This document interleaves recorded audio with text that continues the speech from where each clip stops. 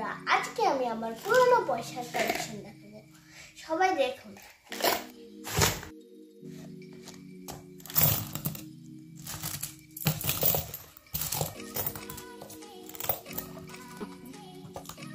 দেখুন, এটা হচ্ছে 25 পয়সা। এইটা আমার কাছে দুটো আছে।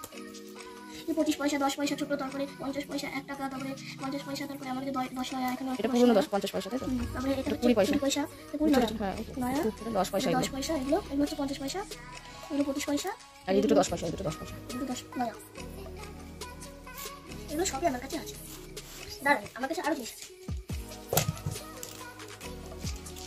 আমার কাছে গুলির কালেকশন। এই গুলিগুলোকে গুলি বলে। এগুলো হচ্ছে ছোট গুলি, এটাকে ইউনিক গুলি বলে। আমি এই টুকরোটার মধ্যে রাখি।